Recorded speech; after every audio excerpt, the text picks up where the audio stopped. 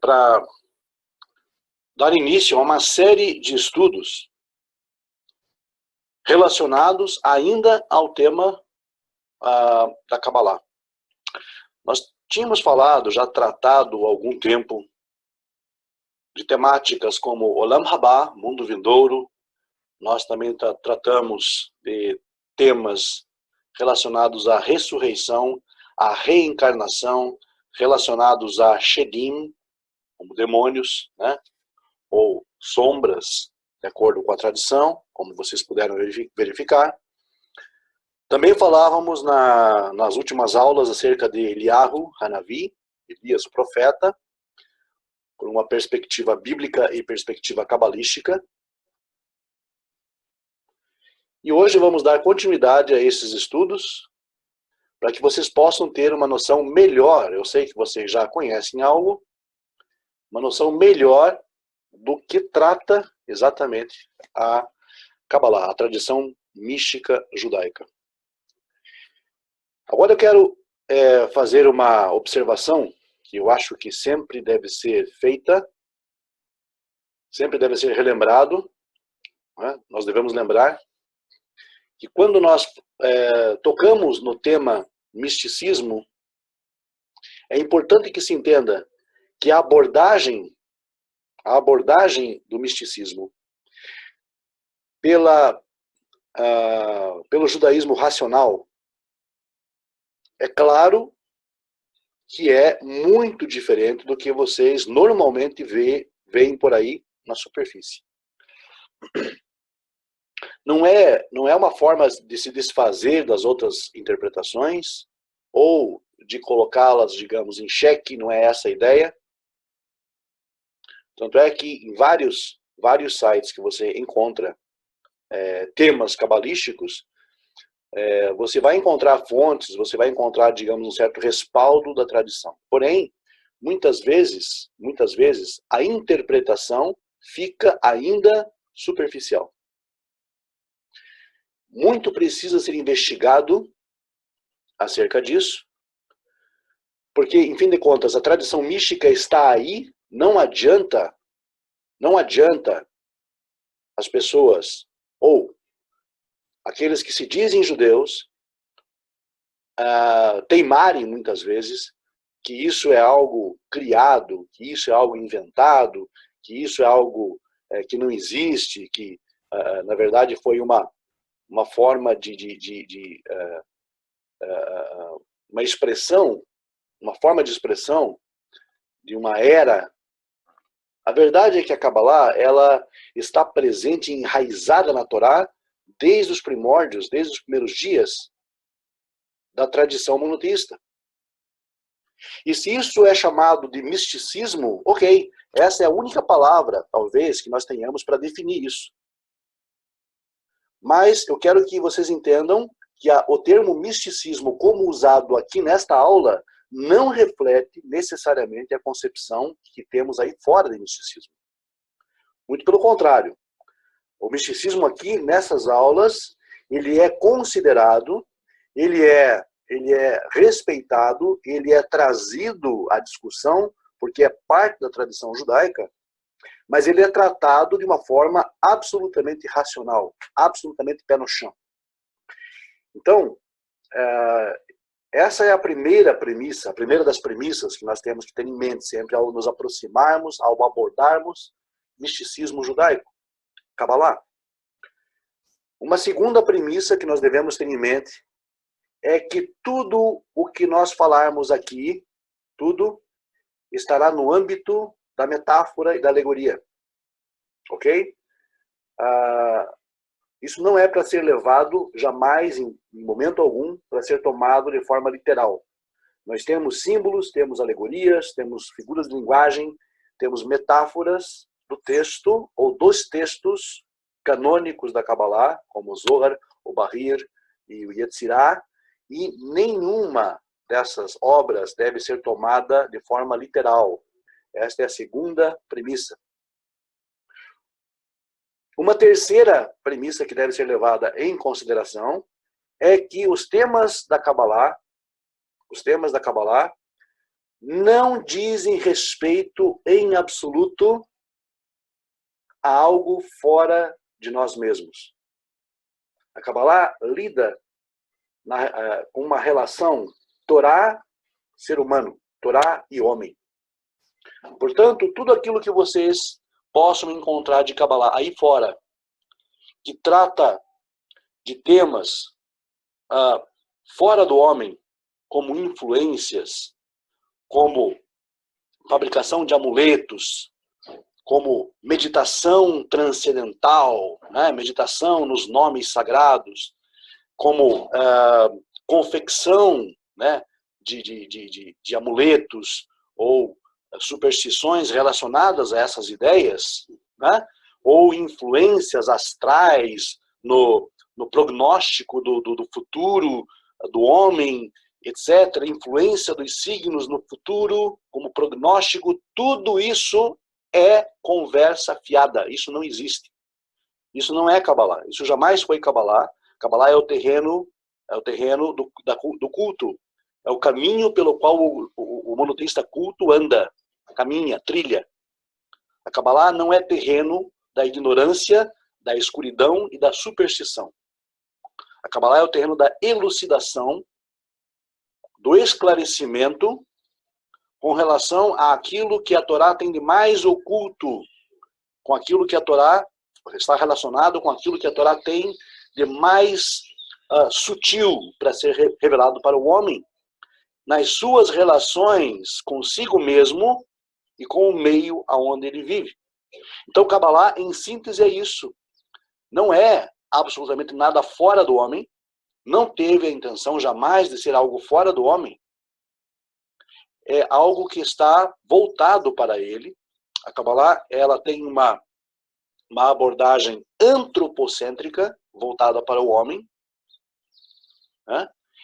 E também, digamos, em outro aspecto, que vocês vão passar a elaborar, passar a considerar a partir dessas aulas, também teocêntrica.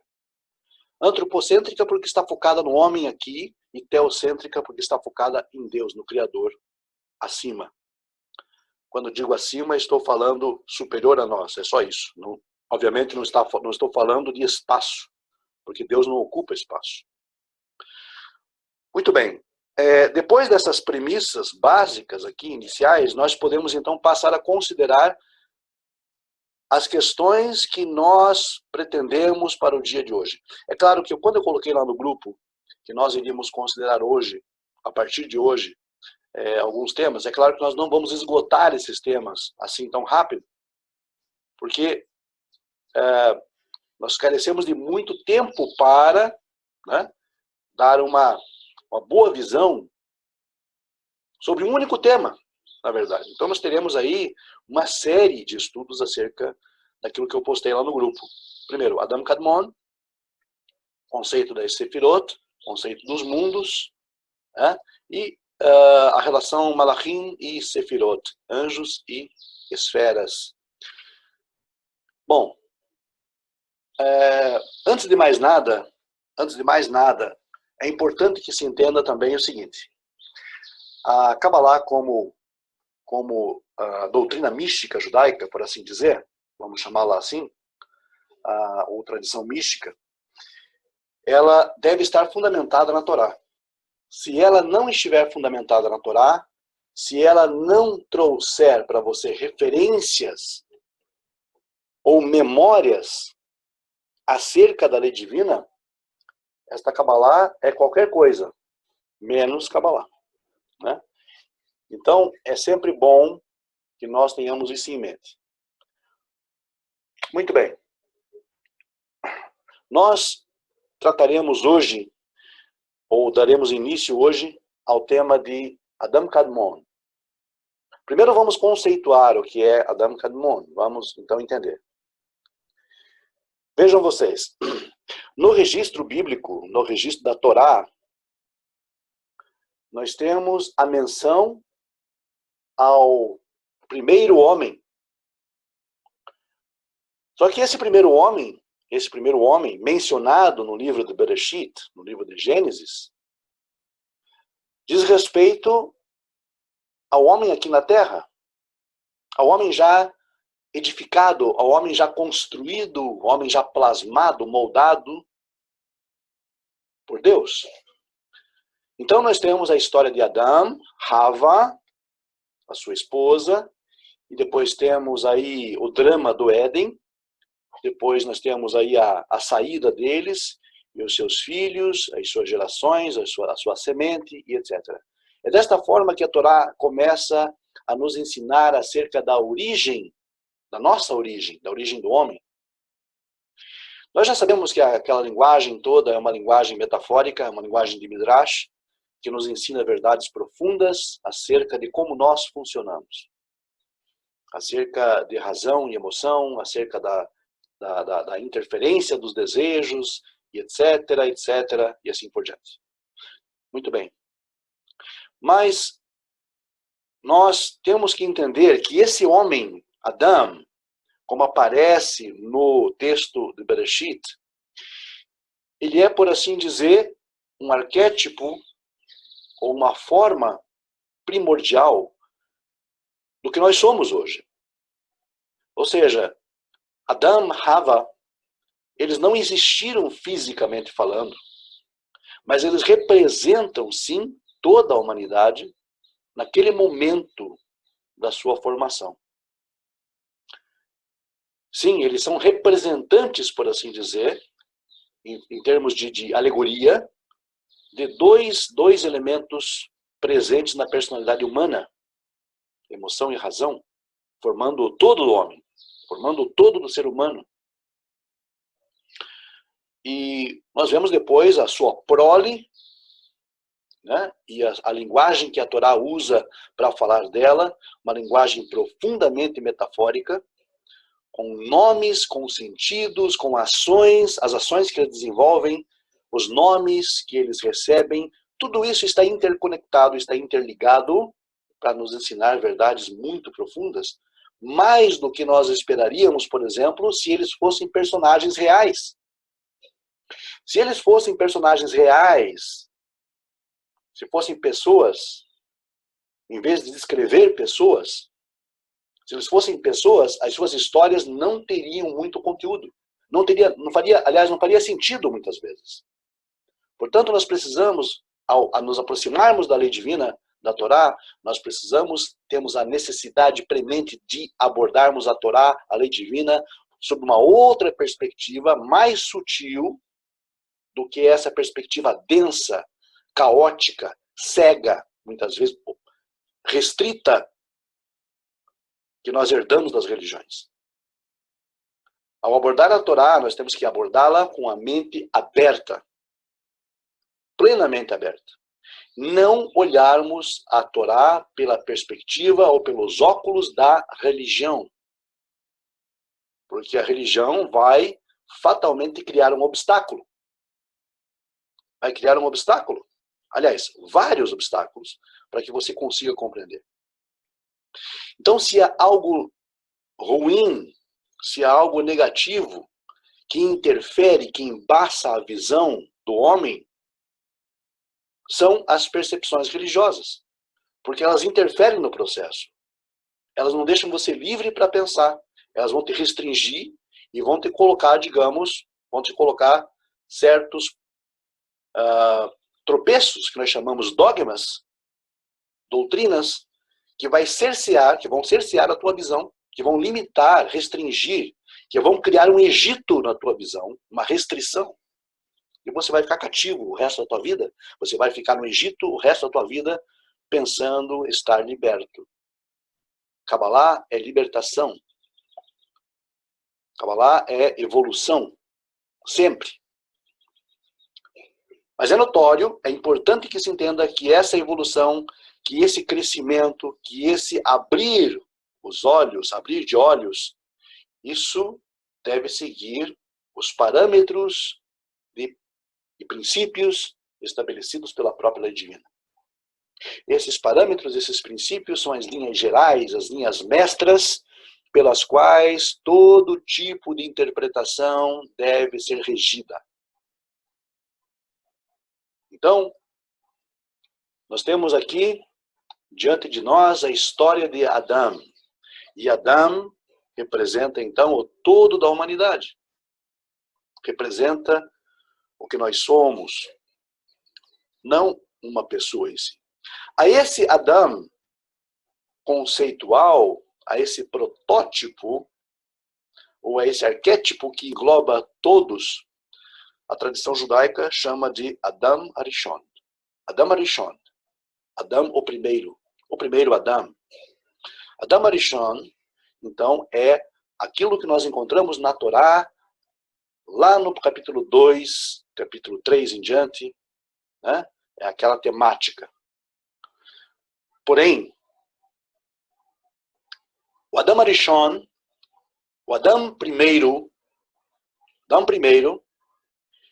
ele é o resultado, vejam vocês, ele é o resultado, ele é, na verdade, o ápice, o clímax da criação de Deus. Após o homem, após Adam Arishon, nada mais foi criado neste mundo, nesta realidade aqui.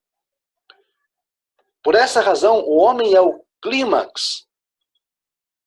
O homem é o ápice da obra divina. E vocês podem parar para pensar, de repente, agora, nesse momento, e se perguntarem, mas como que o homem é o ápice, o clímax da criação divina, se o homem faz tanta bobagem? Sim, é uma longa história. Essa é uma longa história. Mas o fato é que o homem foi criado à imagem de Deus, nós sabemos disso. Só por essa razão, nós já podemos entender que o homem é, de fato, o clímax, o ápice da criação. É onde Deus se realiza como Criador. Criando o homem, Deus se realiza, entre aspas, como Criador. Porque Ele cria um ser, a sua imagem, a sua semelhança, insere nele razão, insere nele raciocínio. E o homem passa a ter consciência de Deus. Mais do que qualquer outro ser que na natureza não tem essa capacidade, não tem essa habilidade. O homem, então, é colocado como a coroa da criação divina. Como Keter. Coroa em hebraico, Keter, é uma representação da criação do homem. O homem, então, é coroado senhor dessa terra, soberano sobre a criação, um representante, por assim dizer, de Deus aqui nesta terra, e o resto é história. Como que o homem desenvolve essa autoridade, essa habilidade, de que forma que ele conduz isso, aí já é uma outra história. Mas o fato é que a ele foi dado esse domínio, a ele foi dado esse comando, a ele foi dado esse poder, essa autoridade, como a coroa da criação de Deus. Vamos discutir aqui agora, claro, o que ele fez com esse poder. Isso já é uma outra história. Mas a história bíblica, a história da Torá nos ensina isso. E nós temos que partir dessa premissa. Nós não podemos ficar nos apegando, mas o homem fez muita bobagem, o homem fez guerra, o homem matou, o homem roubou, o homem rouba, mata, o homem prejudica o ambiente, o meio ambiente, o homem prejudica o próximo. Sim, nós sabemos disso. Está óbvio, está aí fora. Está do teu lado, de repente. Mas e daí? Isso não quer dizer que lá no princípio a verdade bíblica não prevaleça. Ao homem foi dada, digamos, foi dado ser coroa da criação. Essa é uma premissa básica também da Torá. O Criador mostrou o mundo para os seres humanos e disse, aí está, é tudo de vocês. Cuidem bem, proteja, guarde e cultive esse jardim. Né? Muito bem. Mas antes de tudo isso, sendo o Adam Arishon o resultado desta vontade divina de criar. Veja, Deus teve uma vontade muito grande de criar. Parece estranho atribuir vontade a Deus, mas vamos de alguma forma abrir esse precedente para que a gente possa entender melhor. De que forma, vejam, raciocinem vocês, de que forma um artista, um pintor, com grande talento, De que forma esse pintor, esse artista com grande talento, poderia se expressar se ele não tivesse acesso às tintas e a uma tela? O seu talento ficaria oculto, escondido. Ele seria uma pessoa comum como qualquer outra pessoa. Ele teria vontade de criar, mas se ele não tivesse acesso a isso, a esses elementos, a essas potências que de alguma forma fizessem com que ele extravasasse todo o seu talento numa tela, finalizando aquela tela de forma fantástica, perfeita, todo esse talento ia ficar realmente para ele. Ia ficar também incógnito, oculto, e ninguém saberia que ali estava um grande artista. Que ali estaria um grande artista. Seria uma pessoa comum. Na mesma proporção, Deus, o Criador, se ele não tivesse criado, se ele não tivesse trazido à existência tudo o que nós percebemos hoje, o seu papel principal, que seria de gerar vida, porque Deus é vida, Deus, ele gera a existência, ele precisou também se expressar. Sim, Deus precisou se expressar. De que forma, de que outra forma, poderia ser possível reconhecer a sua realidade se ele não se expressasse? De que forma poderia ser expressada a sua existência, a sua realidade? Poderia ser expressa a sua existência, a sua realidade, se ele não passasse a criar. E mais, se ele não passasse a criar um ser racional que pudesse chegar à conclusão da sua realidade. Vejam vocês, a realidade divina, ela obviamente permanece a despeito da existência ou não do homem, claro. Ninguém está dizendo ao contrário. Isso é uma lei básica.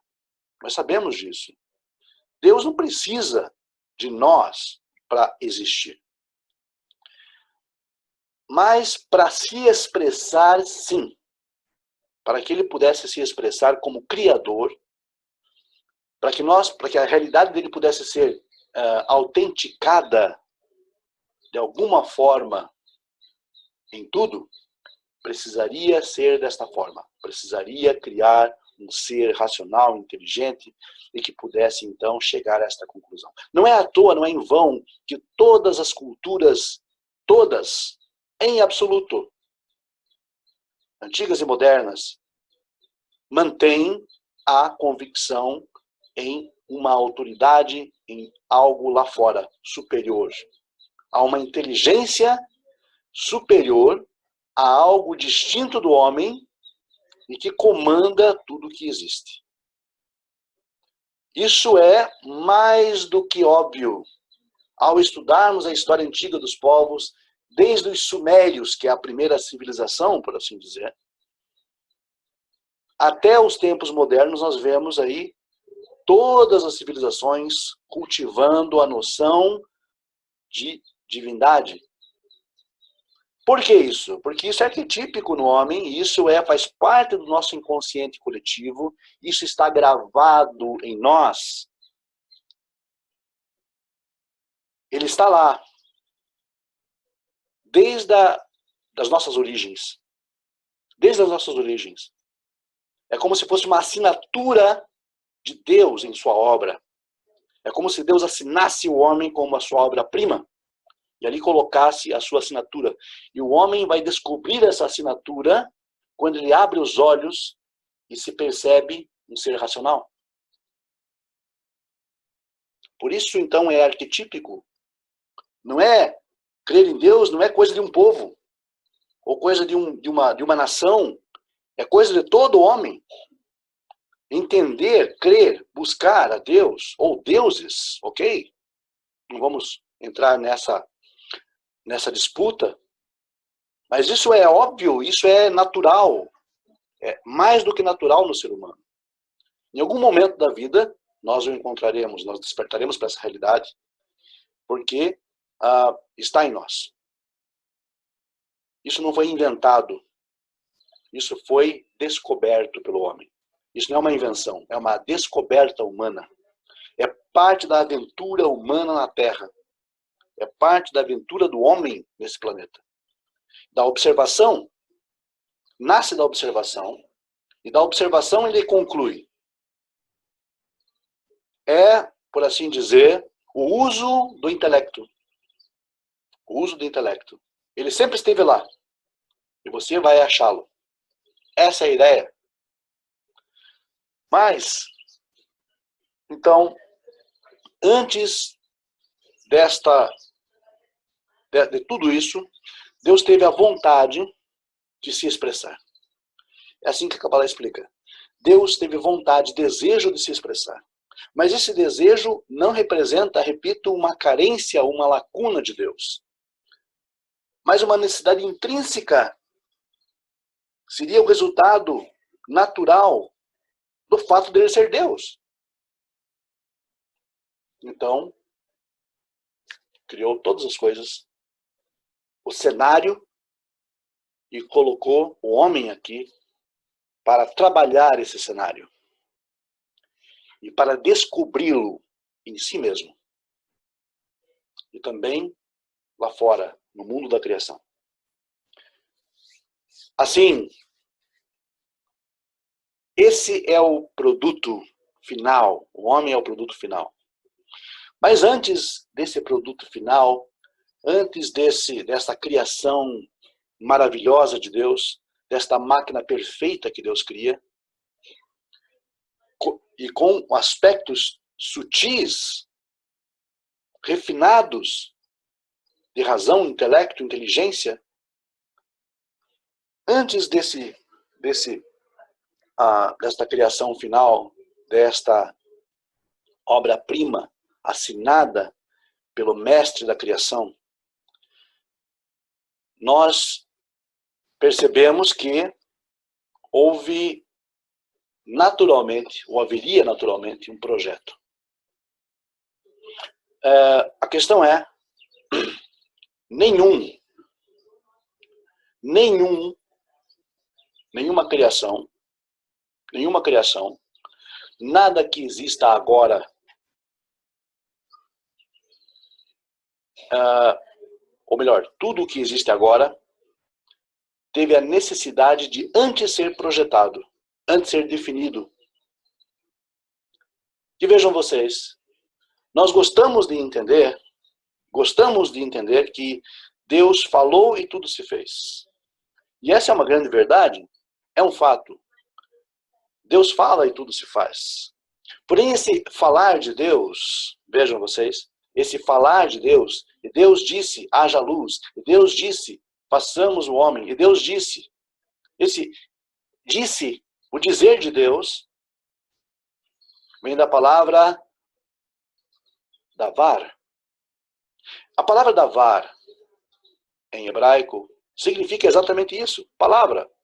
Significa também falar, significa também expor ideias. Significa dar forma às ideias. Aproveitem bem essa última definição, dar forma às ideias. A palavra davar, ou vaiedaber, e disse, vaiomer, que também é ligado ao verbo da fala, ao verbos da fala, e disse, vaiomer. O vaiomer e o vaiedaber são verbos, são palavras análogas, semelhantes, parecidas, que transmitem a mesma ideia. Quando você diz algo, por definição, você estará dando forma às suas ideias. Observem bem, você estará dando forma às tuas ideias. Dar forma às tuas ideias significa, então, falar, dizer, fazer uso da palavra. Porque, veja, para que primeiro as tuas palavras possam fazer sentido, aqui fora, elas devem primeiramente, necessária e obrigatoriamente, passar por um processo mental. Você precisa organizar as suas ideias. E, claro, o seu cérebro entra em ação, a sua mente entra em ação, e nós temos uma organização de ideias a nível mental.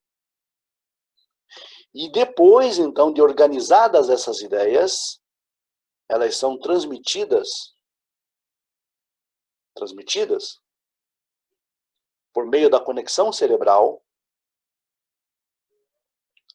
e são transformadas em palavras no mundo exterior, mas palavras que fazem sentido. Porque primariamente você as organizou a nível mental. As palavras são o fruto, ou são o produto daquilo que você concebe. Primariamente você concebe. Primeiramente você articula a nível mental. E as palavras são o produto, o resultado disso. Da mesma forma que quando Deus diz que as coisas deveriam ser feitas, que as coisas deveriam acontecer neste mundo da criação, primariamente houve uma organização, houve um planejamento. Mesmo a nível divino. Até porque a criação segue leis e princípios, que nós sabemos muito bem, leis físicas, leis químicas, princípios fundamentais para que tudo que exista possa continuar existindo. Imaginem só um mundo sem leis, um mundo sem princípios. Imaginem um cosmos, um universo que não tivesse princípios, leis de orientação dos astros, de órbita. Se não tivesse esses princípios, se não existissem esses princípios, o universo seria um caos, não seria um universo. Nós sabemos que o universo ainda é caótico, mas há linhas gerais, há regras gerais que mantêm ele coeso, que mantêm ele unido, que mantêm ele como universo, que mantêm ele como existência. Da mesma forma, os nossos corpos não se desintegram porque nós temos princípios e leis físicas, químicas, agindo sobre o nosso corpo, que faz com que nós nos mantenhamos tal como nós somos, coesos, existentes. E isso então é a forma pela qual, ou as formas pelas quais Deus mantém tudo ainda existindo. Ah, Deus. Okay? Então, vejam vocês. Essa forma de Deus governar, esta forma de Deus agir, revela muito sobre o que foi feito antes. Revela muito sobre o proceder divino. Para que o homem, então, pudesse existir aqui, a nível de Adam Arishon, do primeiro homem, necessário se fez, antes de mais nada, um planejamento, um projeto. Esse projeto ocorre antes, muito antes do que tudo que agora existe, né, tenha passado a existir. A tradição judaica ensina que esse projeto chamava-se Adam Kadmon. Vejam, nós falamos então do Adam Arishon, quer dizer, que é o primeiro homem, que é o Adam bíblico, que vocês conhecem, que vocês leram várias e várias vezes acerca dele, da sua história, com Rava, com Eva, etc. Mas estamos falando agora de um Adam primordial ainda, antes desse, chamado Adam Kadmon. Da mesma forma como Adam Arishon representa o arquétipo do homem, do ser humano tal como nós conhecemos hoje, do modelo, da mesma forma o Adam Kadmon representa uma ideia também. Não é algo real, tangível, não é um homem que Deus fez lá no céu. Porque o que você mais percebe, abrindo um parênteses aqui agora, o que você mais percebe hoje em dia é as pessoas por aí que se dizem estudantes da Kabbalah, né? Muitos que se dizem aí, na verdade, querem passar por judeus ou estudantes de Kabbalah, pensam que Adam Kadmon seria um homem criado no céu. Deus criou um homem no céu antes de criar o homem na terra. Veja como é infantil, pueril, tal ideia. A tradição não fala nada disso. Não foi um homem físico criado em algum local junto de Deus no céu. Por essa razão é que muitos entendem Adam Kadmon, o projeto, como sendo um homem celeste, um homem criado por Deus nos céus. E que esse homem representava, digamos, alguém muito ligado a Deus, e que seria, por assim dizer, parte de Deus, e que seria filho de Deus, e que seria tudo isso que vocês estão entendendo. Porque eles não compreendem a forma ou abordagem do Zohar nessas passagens, ou nessas tradições. Não, Adam Kadmon não é nenhum filho de Deus, criado à sua imagem e semelhança lá nos céus, para desfrutar junto com Deus do seu trono, do seu poderio, do seu poder, da sua autoridade, depois vir aqui e ser Mashiach, ser Messias. Não, nada disso. Nada. Isso não é a realidade, isso não é o foco da tradição.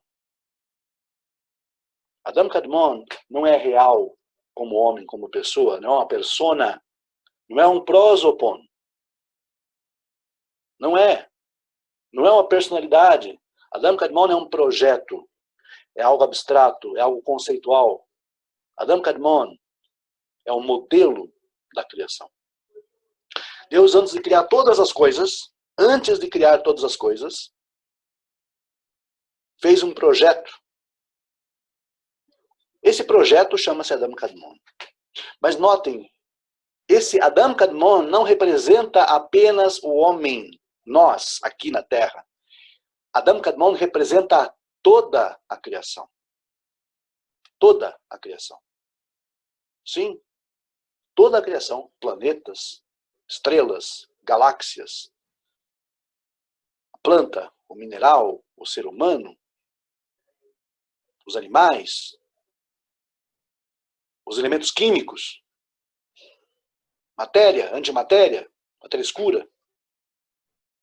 Tudo, poeira cósmica, os elementos, tudo em absoluto. Tudo que agora existe chama-se Adam Kadmon, a nível de projeto. A nível de projeto. Mas que coisa mais interessante. Veja, Deus cria todas as coisas, antes faz um projeto da criação, chamado Adam Kadmon, e que abarca todas as coisas, toda a criação, e ele chama esse projeto de toda a criação de Adam. Ah, mas isso é fantástico. Então quer dizer que, na verdade, toda a criação, tudo que agora existe, tudo em absoluto, recebeu o nome de Adam. Sim, Adam. Porque foi em Adam, nesse projeto, Adam Kadmon, homem primitivo, homem primordial. Foi por meio desse projeto que todas as coisas passaram a existir. Este projeto. E Adam Kadmon representa, então, o primeiro nível, o nível mais elevado, ou o mundo, de acordo com a linguagem da Kabbalah, o mundo mais elevado representa Atzilut, que é o mundo das emanações.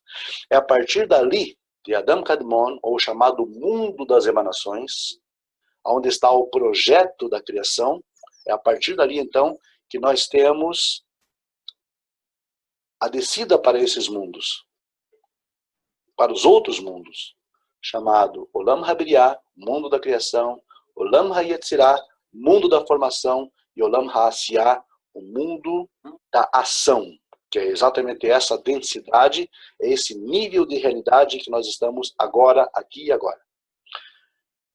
Mas, vejam, Adam Kadmon representa o nível mais sutil, mais elevado, Atzilut, que é o mundo da emanação, de onde tudo emana. Emanar significa projetar para fora. Um candelabro que emana luz, ele projeta a luz para fora, ele emana a luz. Adam Kadmon, ele emana, o projeto, ele emana para os mundos inferiores. Então, isso significa o quê? Significa que Deus elaborou um projeto da criação chamado Adam Kadmon, a nível de mundo sutil, Atzilut, emanações, e dali, de cima desse mundo superior, nós temos as realidades dos mundos inferiores. Ou a concretização desse projeto, nível pós nível, nível por nível, até chegar a esta realidade em que estamos aqui hoje. Que é a última delas, a mais densa, chamada Olam Hasia. Bom, não vou entrar em detalhes agora com relação aos mundos, mas vamos nos deter um pouquinho mais em Adam Kadmon. Adam Kadmon, o projeto original de toda a criação. Vejam vocês. Esse termo significa, só lembrando vocês, homem original ou homem primordial. E esse termo já aparece em textos muito antigos. Textos muito antigos, como o Midrash Shemot Rabbah, capítulo 10, onde o Adão bíblico ele é estilizado. Agora não é mais o Adam Arishon, mas sim o projeto Adam Kadmoni, o homem original. Então,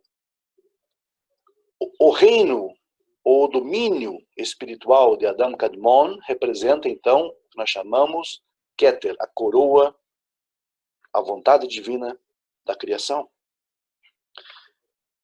Adam Kadmon é representado pela coroa. Vocês devem lembrar que no mundo, neste mundo aqui, quando o homem foi criado, eu falei para vocês que o homem é a coroa da criação de Deus. Neste plano de projeto, Adam Kadmon representa exatamente Keter, a coroa da criação divina. Porque representa a vontade inerente à necessidade de expressão de Deus. Representa a necessidade que Deus teve de se expressar. Como eu coloquei na metáfora do artista, que precisa de alguma forma se expressar para que possa ser conhecido como tal. Para que possa ser reconhecido como tal. E nós temos, comparando Adam Arishon com Adam Kadmon,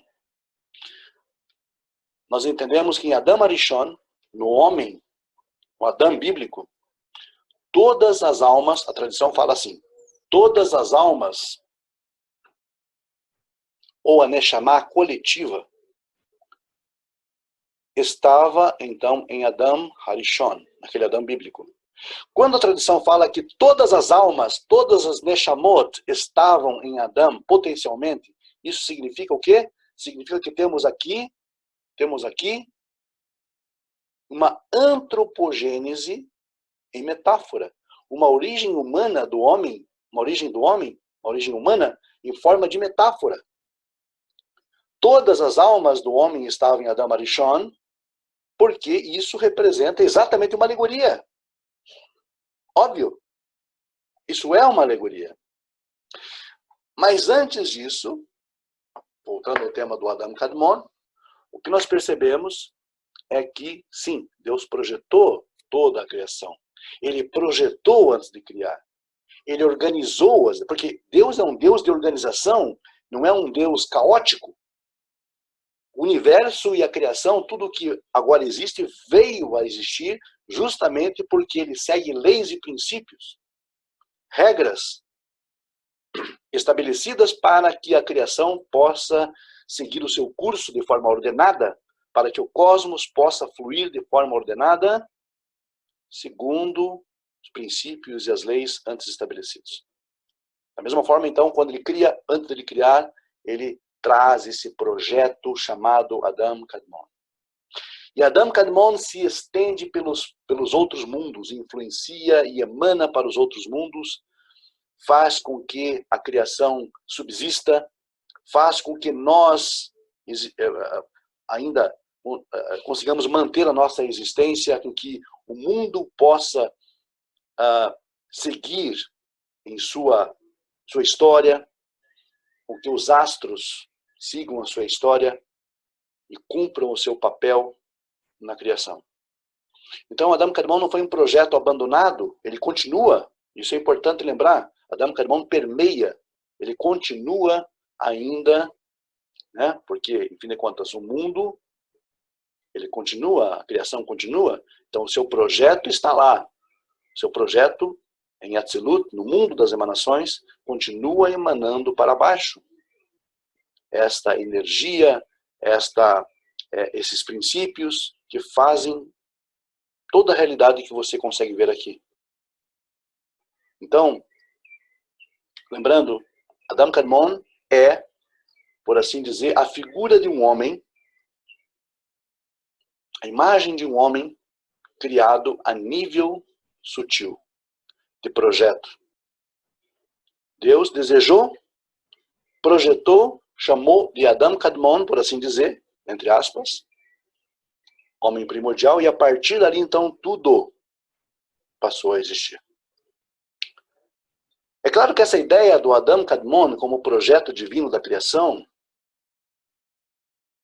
isso, de alguma forma, impactou demais a mente judaica. E o fato de Deus estar tão ligado ao seu projeto, tão conectado a ele, fez com que muitos e muitos, durante uma certa época, cogitassem a ideia de que esse projeto, Adam Kadmon, fosse uma referência a um homem ideal. Porque até o termo Adam representa homem.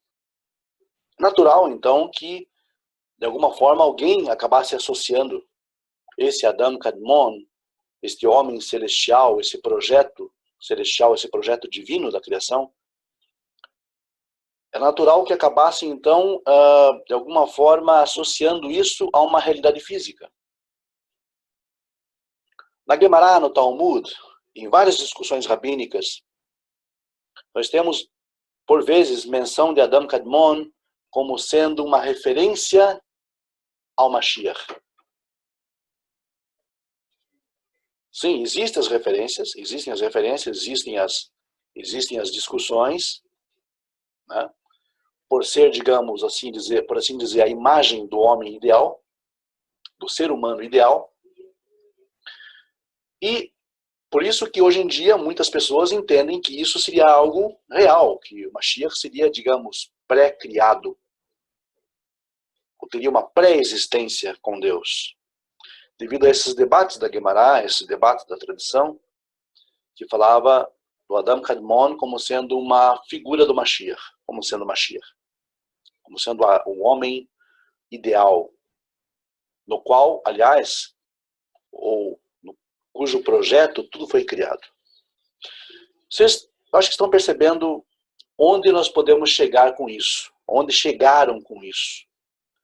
Aqueles que distorceram essa ideia, que distorceram essa concepção cabalística, vocês sabem que isso acabou resultando numa concepção equivocada, errônea, que gerou uma doutrina, que gerou uma religião, que gerou uma abordagem totalmente diversa do que a tradição ensina. Mas aí está o pé, aí serviu, digamos, de argumento para que se desenvolvesse essa ideia. O que eles não entendem, ou não entenderam, ou ainda não fizeram questão de entender, é que Adam Kadmon representa, na verdade, um projeto.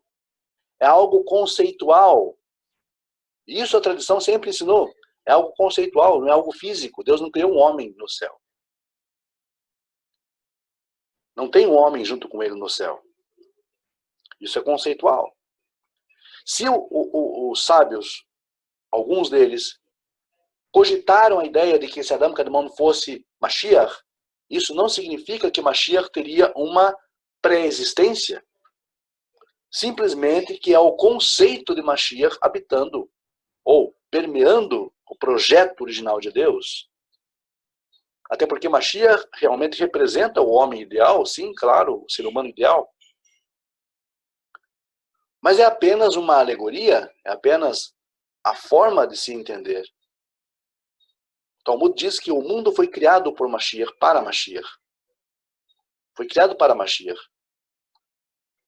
Então as pessoas aí derivam noções equivocadas, achando que Mashiach pré-existia junto com Deus.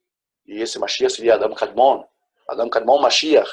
E um dia Mashiach viria fisicamente, então, e habitaria aqui com os homens, etc. Mas ele era um ser celestial. A partir dessas concepções equivocadas, surgem religiões, surgem doutrinas, dogmas que não dizem respeito à Torá, não dizem respeito à tradição, são, na verdade, más interpretações, né? Interpretações ruins do que a Torá, do que a tradição realmente quer dizer. Isso é uma infelicidade, porque me parece que a tradição várias e várias vezes volta a essa temática e insiste em dizer que Adam Kadmon representa o permear do projeto divino em toda a criação. Agora, como um ser físico habitando, digamos, um céu com Deus poderia permear toda a criação como projeto? Se é um projeto, é óbvio que é conceitual. Recebe o nome de Adam Kadmon, ok? Mas é um projeto. E projeto é algo impessoal. Não é uma pessoa, não é um ser. Adam Kadmon jamais foi um ser. Jamais será um ser. Mas é o ideal divino na criação. É como se fosse o projeto de tudo aquilo que ele desejava se expressar. E agora, então, esse projeto se realiza em toda a criação. Todo o universo, tudo aquilo que existe, então está, por assim dizer, embasado nesse projeto arquetípico, original, né? nesse protótipo, por assim dizer, chamado Adam Kadmon. Então, somente. Então, eu vou fechar aqui essa parte e nós vamos partir aí para as nossas conversas, as nossas discussões, as perguntas e as respostas acerca desse tema. Agora, a partir de agora é com vocês, minha gente.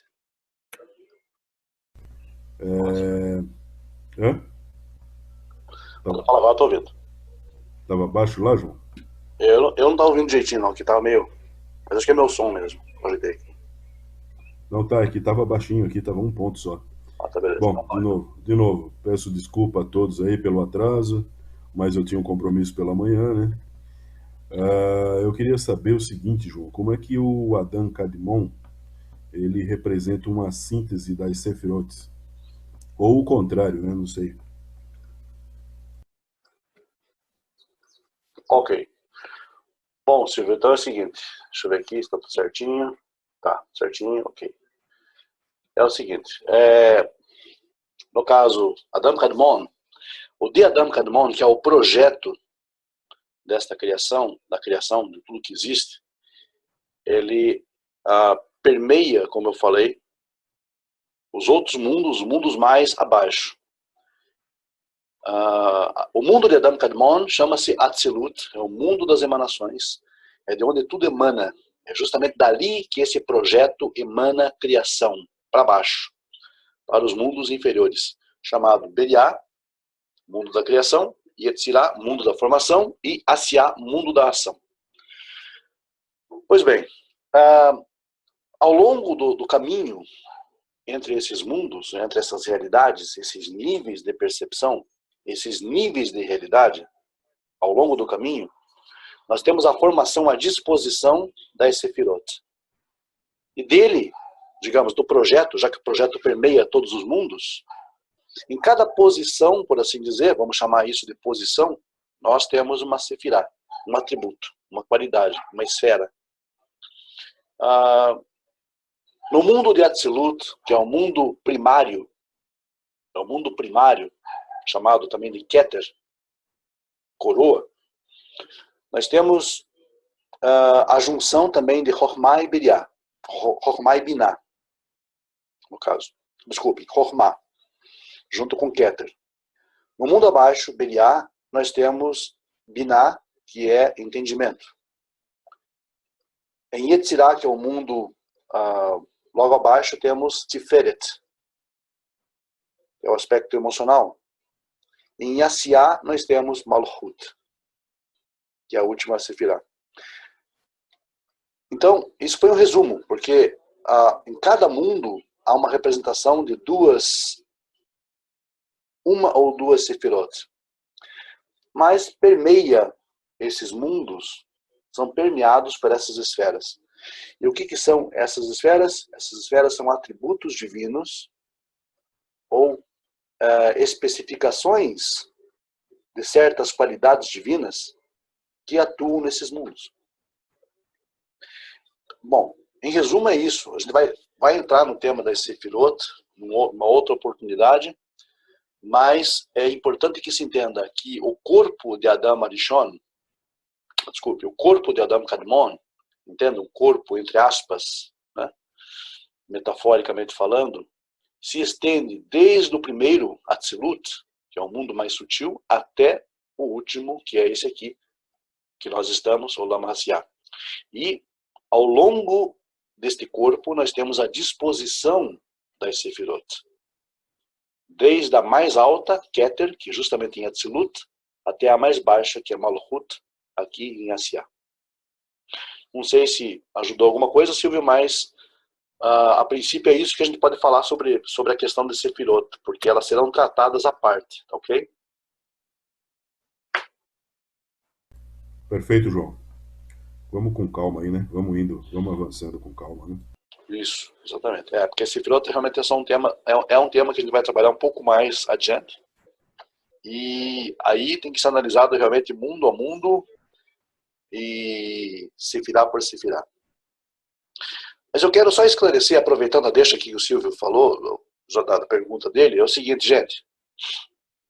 Quando eu falo em mundo, eu quero insistir com vocês. Quando eu falo em mundo, em termos de Kabbalah, eu não estou falando um mundo fora daqui. Tá ok? Não estou falando em mundo fora daqui. Não estou falando em planeta. Não estou falando em algo concreto. Estou falando em realidades paralelas. Eu estou falando em níveis de percepção da realidade. É aqui e agora mesmo. Não tem lá fora. Como eu falei para vocês, Kabbalah não se preocupa com as coisas lá fora. Então, é o que nós entenderíamos como níveis de consciência, níveis de percepção da realidade. Ou seja, a Kabbalah ensina que existem 10 níveis de consciência, 10 níveis de percepção da realidade, sendo o 11º, uma forma sutil que nasce, digamos, da união de duas Sefirot. Total 11, então, vamos colocar assim. 11 dimensões. A moderna física quântica também ensina que há 11 dimensões, e essas 11 dimensões são exatamente aquilo que a Kabbalah defende como 11 mundos, 11 realidades. Né? 11 realidades que permeiam 4 mundos. Há mundos sobre mundos. Olamot. Mas nós temos, por assim dizer, de cima para baixo, temos 4. São eles Atzilut, Beriah, Yetzirah, Asiá. Agora, a nível, digamos, horizontal, vamos colocar assim, nós temos 11. 11 níveis de percepção. 11 níveis de realidade aqui. Então há um encontro. Há um encontro entre o que vertical, seria por assim dizer, de cima para baixo, das realidades espirituais para aqui para baixo, E também a nível horizontal aqui, que são essas 11 percepções, ou 11 dimensões que nós podemos estudar na Kabbalah, né? Dessas 11 dimensões, é importante que se entenda o seguinte. Nós temos noção de, no máximo, apenas 4. Nós não podemos ir além disso, pelo menos a nível consciente. Não há como conhecer isso. E a ciência está ainda explorando essas questões, né? Ainda está engatinhando nisso. A Kabbalah nos dá certas pistas sobre isso, mas nós não temos muitos elementos científicos ainda para abordar. Tá? É isso. O Joá, já vi algumas coisas deles, só para eu entender melhor, agora que eu vi que o Adam Kadmon não é ninguém, né? É um conceito de um projeto. Eles acabam ensinando, então, que a segunda vinda do Mashiach deles seria o Adam Kadmon, que seria a vinda dele como um ser perfeito, assim, então? É isso mesmo? Ou eu entendi errado? É isso mesmo. Isso mesmo, Naldo. Certinho. Você entendeu correto. O fato é que eles entendem que essa vinda, digamos, aí em glória, né, etc., e as visões, etc., né, que os evangelistas teriam tido, etc., de um Messias glorificado, né, todo esse tipo de coisa, e viria praticamente na própria imagem de Deus. Aí existe uma associação muito interessante que eles fazem, muito sutil também, que a gente tem que ficar muito atento a isso, que existe uma tendência nesse tipo de doutrina de associar a pessoa do Mashiach, digamos, a pessoa divina. Quer queira ou quer não, por mais que eles digam que não, que o Mashiach é um e o Criador, Deus, é outro ser, na verdade, estão fazendo a junção dos dois. Porque se eles entendem, se eles preconizam, se eles defendem, por exemplo, a pré-existência do Messias, do Mashiach, isso quer dizer o seguinte, que o Mashiach seria, digamos, de idêntica, ou pelo menos de qualidade divina. Porque estaria no mundo espiritual superior. E que viria agora, digamos, nessa glória, nesse resplendor que eles esperam, né? Com glória, com resplendor, etc. Então essa esperança reflete justamente essa ideia do Adam Kadmon vindo como ele é, por assim dizer, como eles imaginam, né? Que talvez ele seja. Porque eles trocam a ideia do Adam Kadmon, que é um projeto, que é algo conceitual, né? E aí estudam, ou buscam estudar a Kabbalah, estudar o Zohar, etc., tomando aquilo tudo como literal, e faz aquela bagunça, né? Porque, na verdade, assim, o Zohar, ele transmite apenas, e tão somente, sempre tenho tratado disso com quem estuda comigo o Zohar, sempre tenho tratado isso, batido várias vezes, e a gente tem discutido muito isso, é que nenhuma letra do Zohar deve ser tomada de forma literal. Se o Zohar fala sobre Adam Kadmon, então ele não está visando aqui um homem, um ser. Está visando, na verdade, um projeto, né? E um projeto não é uma entidade, não é um ser, não é uma pessoa. Então, eles transformam isso em pessoa. E Adam Kadmon é chamado realmente do homem ideal, né? O homem desejado por Deus. Mas o desejo de Deus, chamado homem, Adam Kadmon, é a criação dele. Esse foi o desejo divino. O desejo divino se expressa, né? Deus se expressa em sua obra. Qual é a forma pela qual Deus se expressa? Pela sua obra. Como que nós sabemos, como que nós conseguimos, segundo o salmista, lá no Salmo 19, como que nós conseguimos perceber o Criador, se não pela criação? Os céus manifestam a glória de Deus e o firmamento anunciam as obras das suas mãos. Então, quando eu falo isso, eu estou, na verdade, contemplando o resultado de Adam Kadmon, o resultado desse projeto, que é toda a criação. Quando eu olho para mim mesmo, quando eu olho para o meu semelhante, eu consigo ver nele, e ele ver em mim a imagem de Deus, eu consigo ver Adam Kadmon, o projeto divino realizado, plenamente realizado neste nível de consciência em que todos aqui, seres racionais, temos uma percepção de Deus, um vislumbre de Deus. Então, quando olhamos o projeto realizado, quando olhamos a obra realizada, nós nos remetemos ao projeto divino. E esse projeto divino chama-se Adam Kadmon. O que eles atribuem à figura de uma pessoa, infelizmente, de um ser. Né? Porque existe uma associação, repito, no Talmud, na Gemara, entre Mashiach e Adam Kadmon. Eles pensam que é a mesma coisa. E que Adam Kadmon, então, seria o Mashiach pré-existente. E que agora viria em glória, então, como, né, a glória que ele tinha com Deus no passado, etc., como um ser à parte, né, e que seria o homem criado por Deus de forma ideal. Então eles fazem uma fantasia, eles criam uma fantasia em torno de algo que é relativamente simples. Ok ou não? Ok, João. É que como esse conceito, assim, eu nunca tinha estudado sobre esse conceito de Adam Kadmon, né? Sempre que eu ouço, sempre que eu ouvi falar, assim, ficava muito confuso na minha cabeça, porque eu entendia realmente dessa forma, como um salvador, como eles falam mesmo assim, sabe, um homem perfeito que vai vir, tal, um segundo Moisés, talvez, né, segundo Moshe Rabbeinu.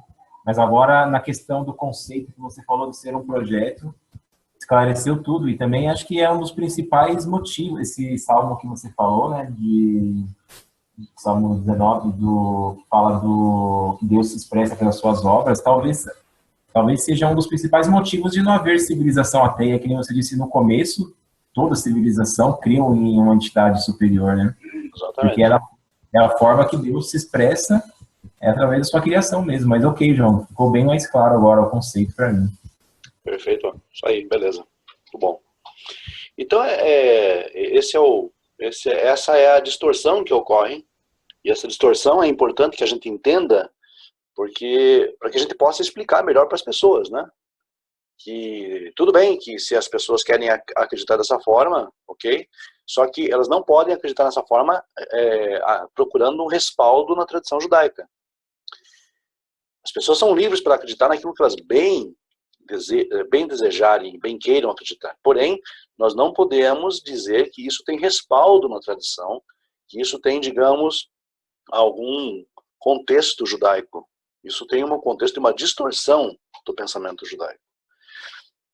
Agora vejam vocês, é muito salutar também que a gente reflita um pouquinho sobre a história judaica e passe a entender por que essas distorções, ou onde essas distorções começaram, já que estamos falando aqui de Adam Kadmon e as distorções do tema. Houve há cerca de 2000 anos atrás, não estou falando daquilo que vocês estão pensando, há 2000 anos atrás, houve uma grande turbulência no mundo judaico. Mas eu não estou falando, repito, daquilo que vocês talvez estejam pensando. Essa grande turbulência no mundo judaico, ela veio por conta de um grupo de pessoas, também insisto, não é aquilo que estão pensando, de um grupo de pessoas que praticavam uma forma de judaísmo diferente. Elas saíram do meio judaico, foram morar no deserto, se estabeleceram no deserto da Judéia, fundaram, por assim dizer, uma comunidade, e essa comunidade, então, passou a ser chamada Comunidade de Qumran. Qumran. Quem nunca ouviu falar dos manuscritos do Mar Morto? Acho que todo mundo já ouviu falar. Alguém já, de repente, até já leu alguns livros sobre isso. A comunidade de Qumran, ela começa mais ou menos há 2000 anos atrás, pouco antes, e se estabelece no deserto e começa a praticar um judaísmo sectarista, uma seita à parte do mundo judaico tradicional. O pessoal de Qumran não aceitava a autoridade rabínica, não aceitava a autoridade do templo, não aceitava a Torá pela forma como o judaísmo tradicional aceitava. Então acontece que essas seitas se estabelecem no deserto da Judéia, às margens do Mar Morto, e ali eles começam a compilar uma série de manuscritos bíblicos. Então nós encontramos uma vastidão de manuscritos nessas cavernas de Qumran, porque eles habitavam em cavernas. E esses manuscritos estavam colocados em jarros de barro, lacrados com barro também, com argila, e isso conservou esses manuscritos por 2000 anos. Em 1948, esses manuscritos foram achados.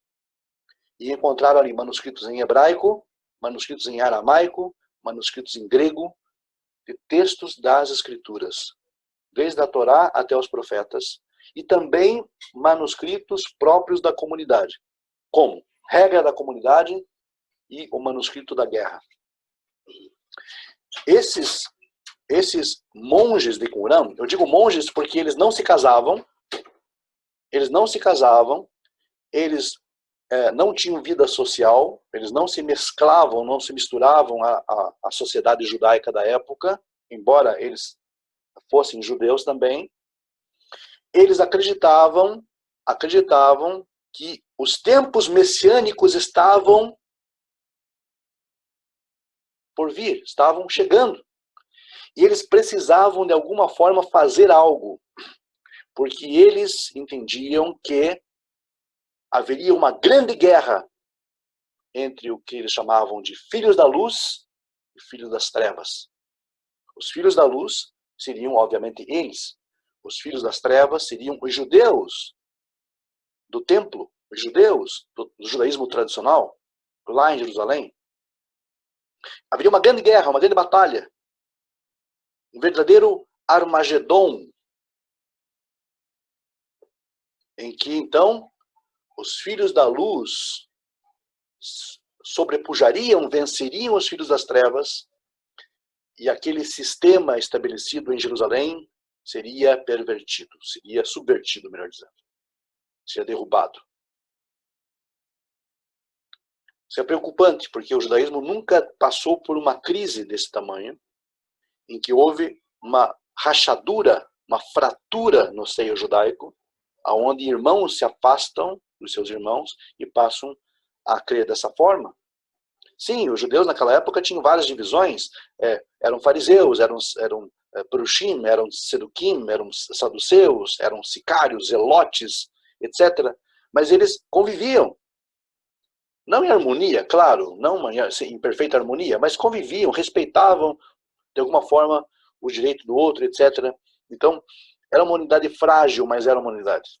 Porém, os de Qumran se afastaram totalmente. Praticamente estabeleceram uma outra religião. E eles previam essa grande batalha, que estava prestes a vir, quando fosse revelado o mestre da retidão. O mestre da retidão seria alguém da própria comunidade de Qumran, que se levantaria contra o sistema em Jerusalém e que proclamaria esta guerra contra os filhos das trevas. E então o mundo se acabaria. Seria o verdadeiro apocalipse, em que o mundo se acabaria, e então viria o reinado messiânico, e então todas as coisas voltariam a ser como eram antes. Ou conforme a vontade de Deus, de acordo com eles pensavam. E esse fenômeno causou, digamos, um grande tumulto, um grande alvoroço no mundo judaico, porque era natural de se esperar. Era natural de se esperar. Agora, investigando o que... Isso parece ser algo até, digamos assim, normal para a época. Em fim de contas, estavam sob o domínio romano, com opressão, o povo judeu estava muito oprimido, vocês sabem disso. Então essas expectativas messiânicas loucas, ensandecidas, elas acabaram causando essa fratura na unidade judaica. E isso teve consequências, claro, nós sabemos depois. E aí o que aconteceu? O que aconteceu é que, investigando essa seita de Qumran, o que você percebe? Você percebe que eles tinham posições, mantinham crenças, eles mantinham convicções muito, muito diferentes, diversas do judaísmo tradicional. Primeiro ponto que eles acreditavam, primeiro ponto que eles aceitavam era, por exemplo, a crença em horóscopos. Eles acreditavam em horóscopos, em prognósticos astrais, que de alguma forma os astros estariam influenciando o destino do homem e também os destinos de Israel, e também estaria levando, digamos, aquele combate final. Eles acreditavam, então, ele tem um manuscrito chamado Manuscrito de Horóscopos. Eles também cultivavam algumas noções, algumas ideias de que esse princípio chamado Adam Kadmon, naquela época não tinha esse nome, mas já existia a concepção, a ideia, a mística judaica, que esse Adam Kadmon seria o que eles chamavam de Melquisedec, ou Melquisedeque.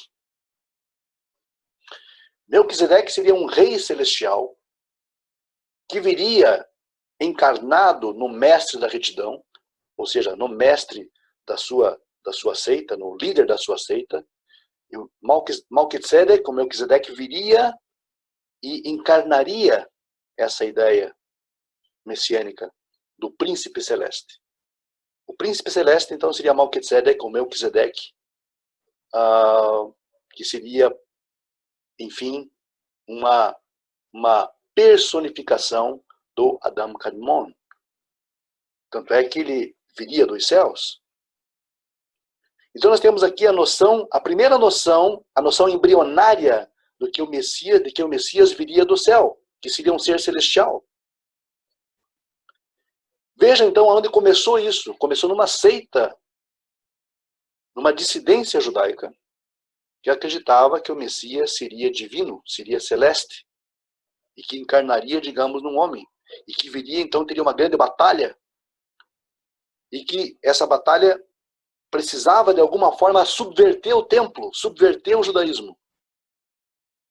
Talvez vocês tenham agora um pouco de insight sobre o que estaria acontecendo naquele momento histórico e o que veio depois, na sequência, inspirado nisso.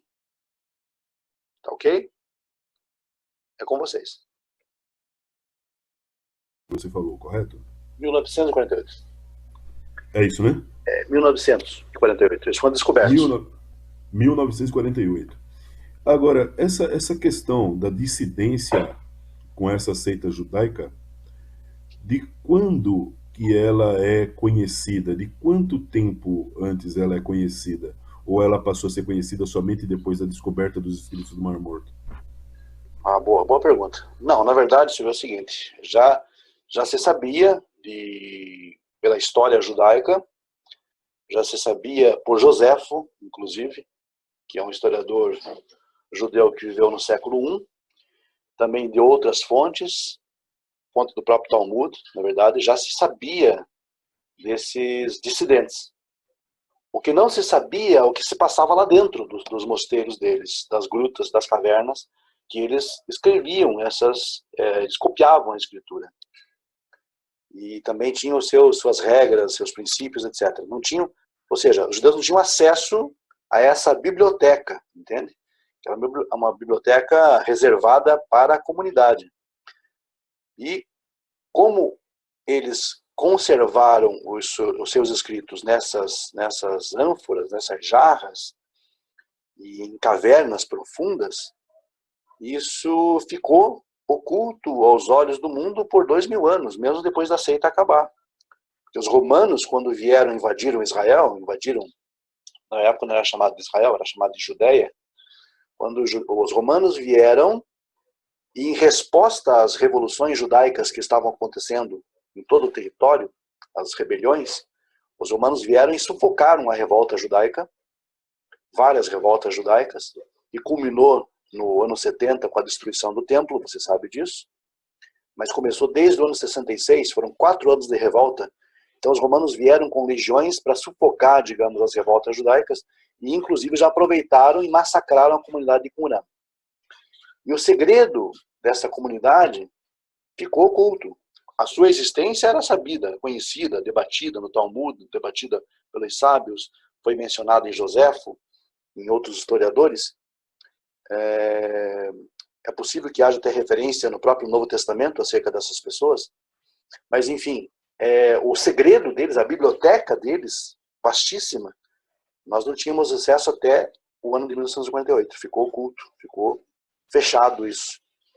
E é um patrimônio histórico, obviamente, incontestável, né? É um patrimônio histórico incontestável e também arqueológico, e também, para quem estuda a escritura, é um patrimônio incrível. Porque tem muita coisa ali, digamos, que testifica de eventos, testifica do texto bíblico, dá respaldo ao texto bíblico, mas tem esse porém, tem esse problema. Nós estamos lidando com uma comunidade sectarista. Então todo cuidado é pouco. Porque muitas vezes você percebe que pessoas que defendem ideias um tanto quanto divergentes do judaísmo apelam justamente para Qumran e para os manuscritos do Mar Morto. Mas é preciso entender que o que ali se produziu, nem pelo fato, digamos, de ser uma comunidade judaica, por assim dizer, é algo que nós tenhamos que dar respaldo. Nós precisamos analisar o contexto histórico, um contexto, digamos, religioso da época, entender que era uma seita, que era divergente do sistema judaico tradicional, e que estava em aberta e franca oposição ao templo e a tudo o que se passava no judaísmo tradicional ortodoxo, como nós conhecemos hoje. Okay?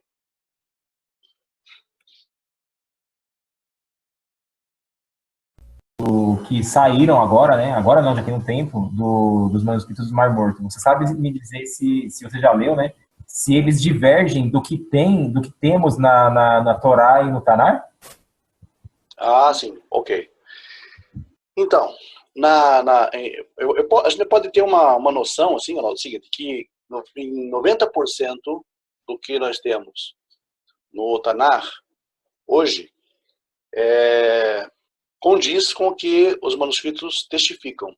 Ou seja, por isso que é um testemunho válido, um testemunho importante para defender, por exemplo, a antiguidade do texto bíblico. Mas há detalhes, há pontos, no caso, que são importantes a gente entender. Tem um vasto testemunho, digamos, arqueológico dos livros da Torá, do Tanar. Porém, eles mantinham, entre eles, versões para o grego de passagens bíblicas, de textos bíblicos. Não se sabe com qual função esses textos gregos existiam ali no meio, qual seria a função, ou se eles, de repente, aceitavam prosélitos de língua grega, não se sabe exatamente isso, mas não se sabe o porquê dessa existência desses manuscritos gregos. Há também uma coletânea, no caso, o nome de apócrifos, de livros que não foram aceitos, não eram aceitos tradicionalmente no judaísmo. Então, eles têm, por exemplo, um que é famosíssimo, que é o Salmo 151. Ora, mas o livro de Salmos tem 150 capítulos, nós sabemos. Eles têm o Salmo 151, que é um texto muito famoso, sempre está circulando pela internet aí, né? Que fala sobre Davi e sobre a sua relação com os irmãos dele. Então tem o Salmo 151, entendeu? Que é apócrifo. Tem livros, por exemplo, deuterocanônicos, livros que a Igreja Católica, por exemplo, hoje aceita em seu meio, como Sabedoria de Jesus, filho de Siraque, como Tobit, né? Esses livros, então, eles também tinham em seu hall, em sua biblioteca. Grande parte escrito em grego. Se não me falha a memória, todos eles escritos em grego. Então eles tinham também uma biblioteca apócrifa e deuterocanônica. Claro, nesses tempos não existiam esses termos, mas o fato é que o judaísmo não aceitava naquela época esses livros. Nunca aceitou. Eles também tinham na sua biblioteca, eles tinham esses escritos, como eu falei para você, de horóscopos e místicos, como Melquisedeque, o príncipe celeste, concepções próprias, né, da sua própria seita. Mas os textos os textos bíblicos em si, eles têm, digamos, na sua grande maior parte, eles são consoantes, são conformes ao que nós temos hoje. Mas tem esses adendos. Eles têm, por exemplo, adendos no livro de Daniel, tem adendos nos comentários, no livro de Abacuque, por exemplo. Eles acrescentam algo, entendeu? Eles modificam algumas palavras, enfim. E eles seguem aí uma concepção muito particular. Então, no geral, resumindo, a gente pode dizer que os textos corroboram com o Tanar, mas tem pontos que é necessário estudo, é necessário uma certa comparação histórica, textual, né? Crítica textual é preciso ser colocada em cima, porque senão realmente a pessoa pode ser induzida a pensar que eles tinham, digamos, por assim dizer, um texto original e que os judeus falsificaram, por exemplo, o texto, entendeu? Tem que ser feito um estudo todo, né, embasado em cima disso, porque aqui e ali eles têm, digamos, diferenças textuais. Tá? Eu não considero, das que eu já tive acesso, eu não considero diferenças textuais graves. Mas toda diferença textual deve ser considerada. A gente, quando estuda exegese, a gente aprende que toda diferença textual deve ser considerada e deve ser comparada com outros manuscritos e em outros contextos, etc. Até a Septuaginta grega é usada muitas vezes para elucidar um texto hebraico, por incrível que pareça. Na crítica textual e na exegese a gente aprende isso. A Septuaginta, como vocês sabem, é a versão grega da Torá, feita no século III, antes da Era Comum, a mando do rei do Egito, né? Ptolomeu Filadelfo. Então, até isso é usado na crítica textual para uma reconstrução do texto original, certo? Mas eu não vejo, no geral, assim, grandes modificações no texto bíblico. O problema é que com Uram agregava mais livros, agregava apócrifos, deuterocanônicos, livros que não existiam na tradição judaica, e também pensamentos particulares deles, não embasados, por exemplo, no pensamento do mainstream judaico. E aí está o problema mais sério, entendeu?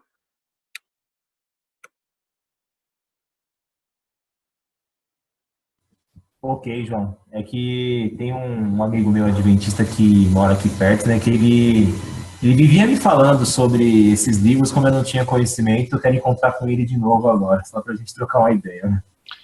Aí você tem que lembrar ele que eles acreditavam em horóscopo, e adventista não acredita em horóscopo, né? Tá bom? Você também disse agora sobre o Salmo 151, né? Que também não faz parte do cânon judaico.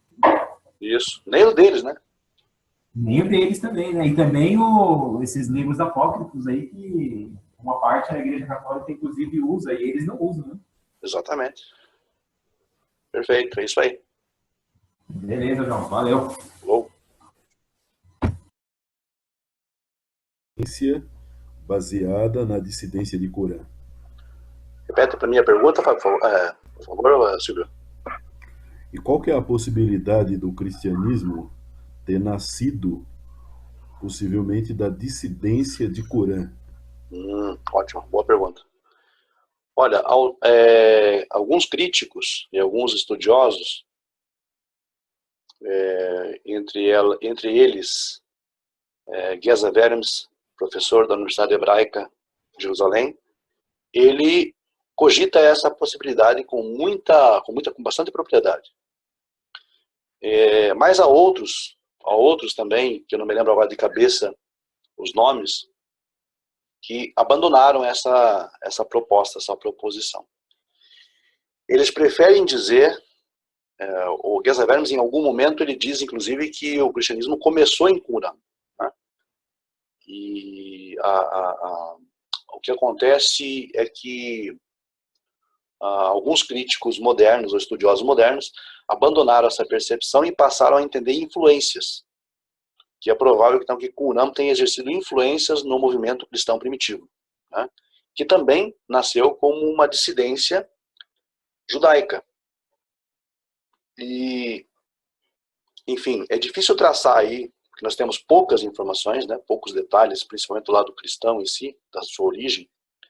A origem cristã, né, do cristianismo, na verdade, nasce quase como uma lenda, né? Então nós não temos muitos elementos para dizer.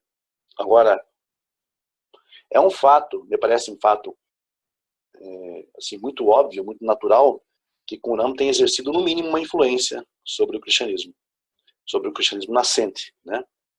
Em termos de vida sectária, separada, de questões, por exemplo, relativos à propriedade. Nós percebemos na igreja primitiva em Atos, livro de Atos, por exemplo, citando aqui, fala de uma comunidade que vivia, digamos, à parte, vivia compartilhando propriedade. Isso era comum também em Qumran. A ideia do Messias divino, né? Como eu expliquei para vocês aí, a iminência do fim do mundo, que também era, a seita de Qumran era fortemente apocalíptica, né? E o cristianismo primitivo também era fortemente apocalíptico. Eles esperavam o fim dos tempos para qualquer momento, né? Um piscar de olhos aí viria o fim dos tempos, né? Então, Qumran, no mínimo, exerceu uma grande influência, uma forte influência sobre o cristianismo nascente, se é que não se originou dali, né? Então, há também algumas passagens do Novo Testamento que aludem de forma oblíqua, muitas vezes, a essas pessoas, talvez chamando elas pelo nome de ebionitas, ebion, pobres de espírito. É muito provável que quando Jesus, por exemplo, fala no Evangelho sobre pobres de espírito, pode ter sido, segundo esses estudiosos, uma referência oblíqua aos de Qumran. É muito provável, né?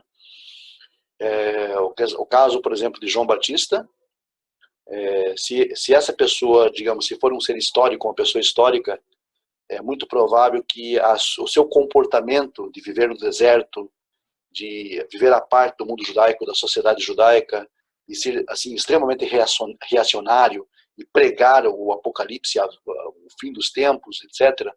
Toda essa prédica dele, no caso, é muito semelhante à prédica de Qumran. Demais. E Joséfo diz que, inclusive,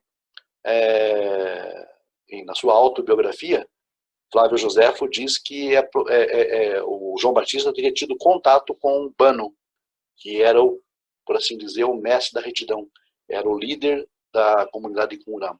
Então é muito provável que todos esses elementos aí, se você juntar esses elementos, você percebe no mínimo uma influência de Qumran sobre o cristianismo primitivo. Se é que não nasceu dali mesmo, como uma outra seita, né? Uma seita saindo de outra seita, uma divisão sectarista saindo de outra. Ok? Perfeito, João. É o que eu estava pensando mesmo. É o que eu estava pensando. Beleza, então. Ok, gente? Mais alguém? Ô, João, só faltou os nomes aí, dá uma reforçada, talvez passar o nome certo pelo chat que você citou, desse estudioso da Universidade Hebraica e também do encontro, o líder de Qumran lá, que você citou o nome agora há pouco aí. Ah, beleza. Vou citar aqui de novo.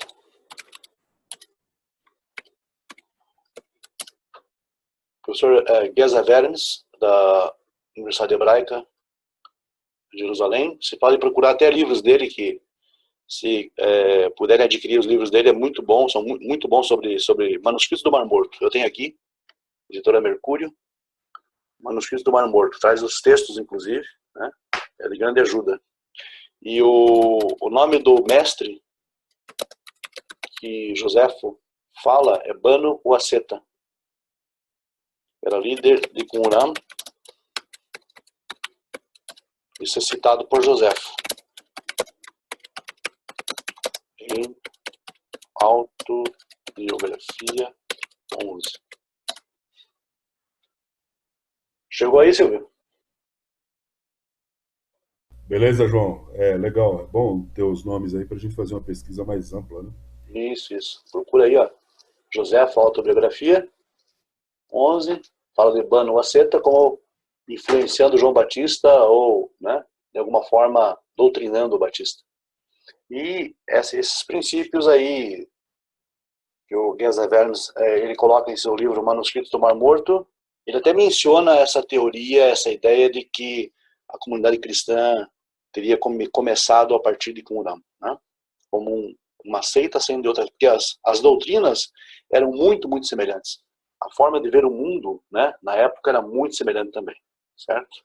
E a proximidade do Apocalipse, né, a proximidade do fim dos tempos, né, da realização, digamos, de todas as profecias, né, e se encaminhando para a subversão do templo, né, que era o ideal. O ideal de Conan era subverter o templo, subverter o judaísmo da época.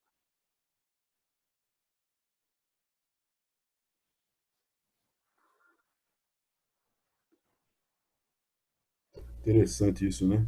E na verdade eles realizam